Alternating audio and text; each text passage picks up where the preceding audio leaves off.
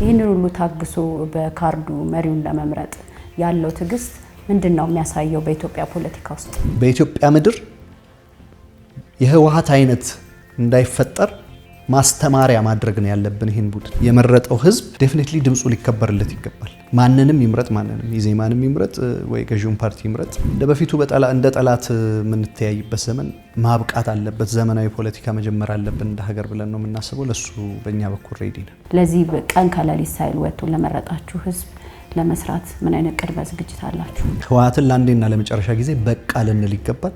ድምጼን ሳልሰጥ አልወጣም ብሎ ሰልፍ ላይ መቆየቱ ምናምን በእውነት የሚያስመሰግን ነው።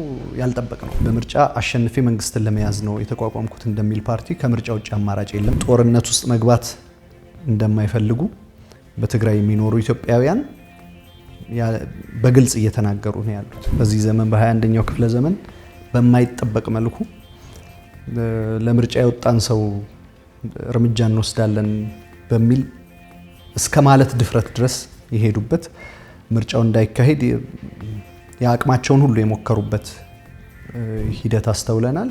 አሁንም የጦርነት አዋጅ በግልጽ በምክር ቤት በሐሳዊ ምክር ቤቱ ማለት ነው አውጥቶ ወደ ጦርነት እየገፋ ያለው ህወሓት ነው። ኢትዮጵያን ትንሽ ቀና ለማድረግ ኢትዮጵያን ትንሽ ከፍ ለማድረግ የሚሰራ ስራ ሁሉ ላይ ከፊት ለመቅደም ዝግጆች ነን በእኛ በኩል።